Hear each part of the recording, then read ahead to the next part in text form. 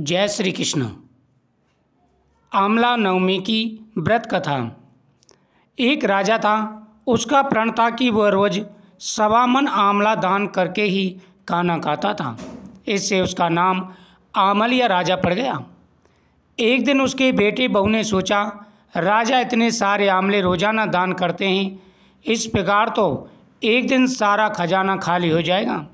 इसलिए बेटे ने राजा से कहा कि उसे इस तरह दान करना बंद कर देना चाहिए। बेटे की बात सुनकर राजा को बड़ा दुख हुआ और राजा रानी महल छोड़कर बियाबान जंगल में गए। राजा रानी आमला दान नहीं कर पाए और प्रण के कारण कुछ खाया पिया नहीं। राजा रानी का ये प्रण था, जब तक वह आमला दान नहीं कर देते कुछ नहीं खाते थे। जब भूखे प्यासे 7 दिन हो गए, तब भगवान ने सोचा कि यदि मैंने इसका प्रण नहीं रखा और इसका सत नहीं रखा तो इसका विश्वास चला जाएगा। इसलिए भगवान ने जंगल में ही महल, राज और बाग बगीचे सब बना दिए और ढेरों आमले के पेड़ लगा दिए। सुबह राजा रानी उठे तो देखा कि जंगल में उनके राज्य में भी दुगना राज्य बसा हुआ है।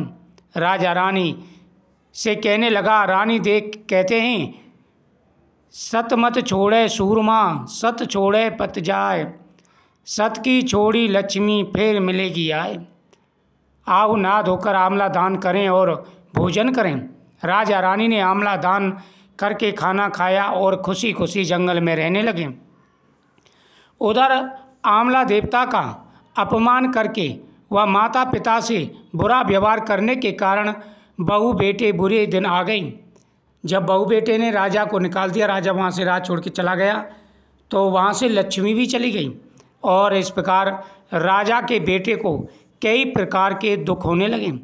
उनका धन नष्ट होने लगा, भूखे मरने के उनकी हालत आ गई।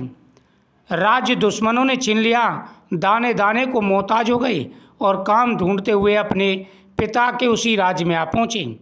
उनकी हालत इतने बिगड़े हुए थे, पिता ने उन्हें बिना पहचाने हुए काम पर रख लिया। बेटे बहू सोच भी नहीं सकते थे उनके माता पिता इतने बड़े राज्य के मालिक बन जाएंगे, जो उन्होंने भी अपने माता पिता को नहीं पहचाना था। एक दिन बहू ने सास के बाल गूंथते समय उनकी पीठ पर मस्सा देखा। उसे यह सोचकर रोना आने लगा, ऐसा मस्सा मेरी सास के भी था। हमने ये सोचकर उन्हें आमला दान करने से रोका कि हमारा धन नष्ट हो गया, आज वे लोग ना जाने कहाँ होंगे। यह सोचकर बहू को रोना आने लगा और आंसू टपक टपक कर सास की पीठ पर गिरने लगे। रानी ने तुरंत पलटकर देखा और पूछा कि तू क्यों रो रही है। उसने बताया, उसकी पीठ जैसा मस्सा मेरी सास की पीठ पर भी था। हमने उन्हें आमला दान करने से मना कर दिया था, इसलिए वे घर छोड़कर चले गए थे। तब रानी ने उन्हें पहचान लिया, सारा हाल पूछा और अपना हाल भी बता दिया। अपने बेटे बहू को समझाया, दान करने से कभी धन नहीं घटता है। बेटे बहू भी अब सुख से राजा रानी के साथ रहने लगे और वह भी अब आमला दान करने लगे थे। राजा 1.25 मन आमला दान करता था, लेकिन अब दुगना आमला दान करने लगा, क्योंकि उसका बेटा भी अब राजा के साथ ही आमला दान करता था। हे भगवान, जैसा राजा रानी का सत रखा वैसा सबका सत रखना और सभी की मनोकामना पूरी करना।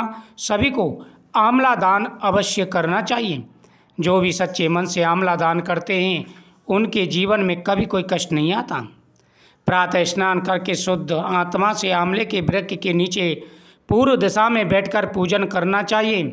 पूजन के बाद उसकी जड़ में दूध देना चाहिए। इसके बाद पेड़ के चारों ओर कच्चा धागा बांधना चाहिए। कपूर बाती अथवा शुद्ध घी की बाती से आरती करते हुए 7 बार परिक्रमा करनी चाहिए। इसके बाद पेड़ के नीचे ब्राह्मणों को भोजन कराकर दान करना चाहिए। काशी नगरी में एक निसंतान धर्मात्मा तथा दानी वैश्य रहता था। एक दिन वैश्य की पत्नी से एक पड़ोसन बोली, यदि तुम किसी पराये लड़के की बलि भैरव के नाम से चढ़ा दोगे, उन्हें पुत्र प्राप्त हो सकता है। यह बात जब वैश्य को पता चली तो उसने अस्वीकार कर दिया, परंतु उसकी पत्नी मौके की तलाश में रही। एक दिन एक कन्या को उसने कुएं में गिराकर भैरव देवता के नाम पर बलि दे दी। इस हत्या का परिणाम विपरीत हुआ। लाभ की जगह उसके बदन में कोढ़ हो गया। लड़की की प्रेतात्मा उसे सताने लगी। वैश्य के पूछने पर उसकी पत्नी ने सारी बात बता दी।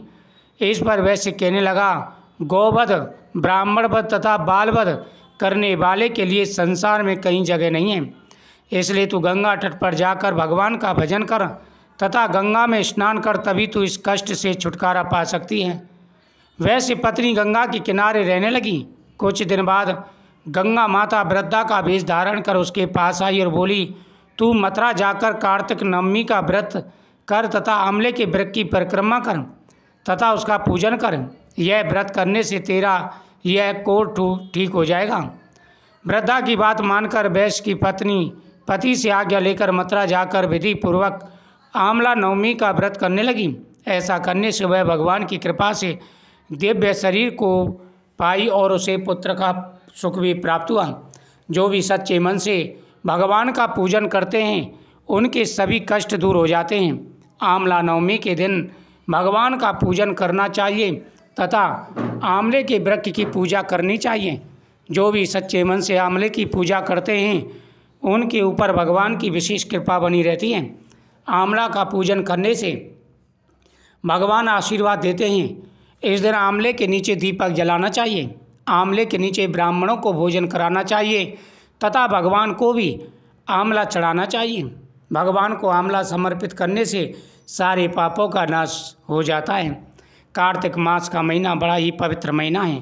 कार्तिक मास के महीने में किए गए दान पुण्य का अनंत गुना फल प्राप्त होता है। सभी प्रकार की मनोकामनाएं पूरी हो जाती हैं। धन बढ़ता है, सुख और समृद्धि बढ़ती है। जीवन में आ रहे सारे कष्ट और परेशानियां दूर हो जाते हैं। सभी को पूरे नियम के साथ में आंवला नवमी का व्रत रखना चाहिए तथा आंवला दान करना चाहिए।